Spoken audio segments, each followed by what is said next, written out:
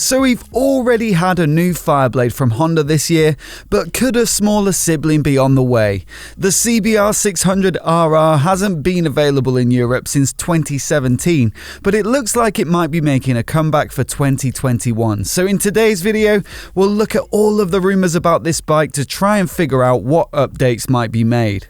But before we get started, if you're new here and you want to see more of the latest motorcycle news and rumours right here on YouTube, then please do remember to hit subscribe. For a bit of context, here's a quick run through of the current generation of CBR600RR, which is still on sale in other markets than Europe but hasn't had a major update since 2013. It is of course powered by a 600cc inline 4, which produces a peak of 118 horsepower at a revvy 13,500 RPM and 66 Nm or 48.6 foot-pounds of peak torque at a touch over 11,000 RPM. A relatively slender curb weight of 186 kilograms is still pretty competitive, and mechanical components are well spec'd and suitably sporty with a fully adjustable 41mm upside down Showa big piston fork and fully adjustable shock.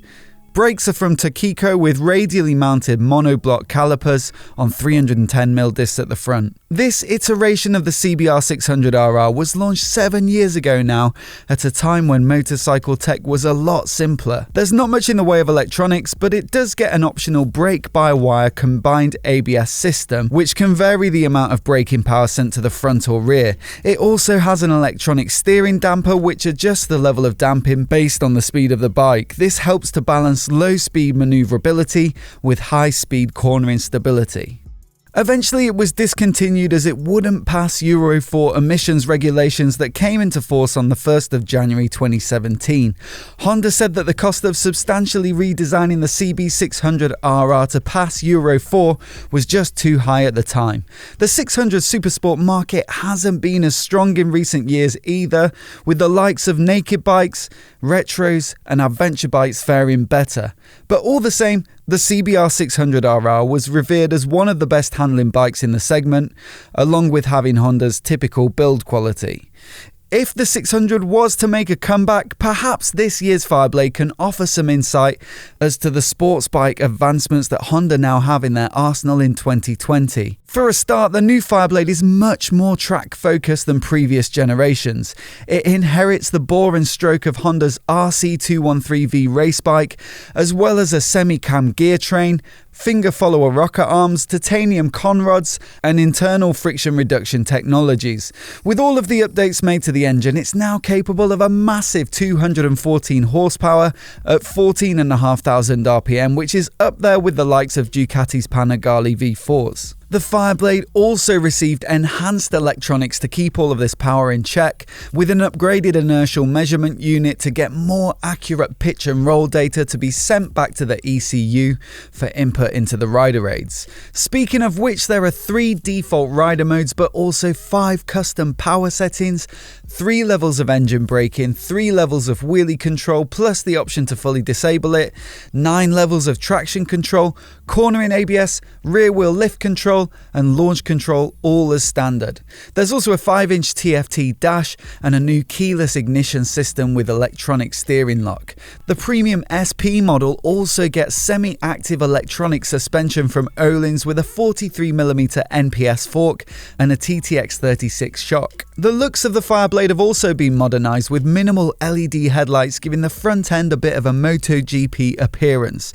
The addition of 3 winglets on either side of the fairing will also draw the eye, and Honda claim that they'll generate the same downforce as their 2018 MotoGP bike, helping to limit wheelies on acceleration as well as improving stability under braking and during corner entry. Lastly, the exhaust system also got an update with an electronically actuated exhaust control valve. This essentially closes the exhaust to a smaller pipe at low revs in order to keep noise down and boost torque. But once the revs climb, the valve opens up and helps the engine to breathe freer, generating more top-end power. If a new CBR600RR does indeed launch later this year or early in 2021, you can bet that a lot of these features will trickle down. The bikes that it will be competing with include Yamaha's R6, the Kawasaki ZX6R, and even perhaps MV Agusta's F3675. The latter two both make around 130 horsepower, so the CBR600 might need a bit of a bump in power to tempt buyers away from those other models. It's worth noting that Honda do have a mid-capacity inline-4 sports bike in their range already in the form of the CBR650R. It's fair to say that that bike is much more road focused and set up for a comfier, more relaxing ride, but at 94 horsepower, you'd expect a bit of distance between the two bikes in spec in order to make their respective purposes clear to the consumer.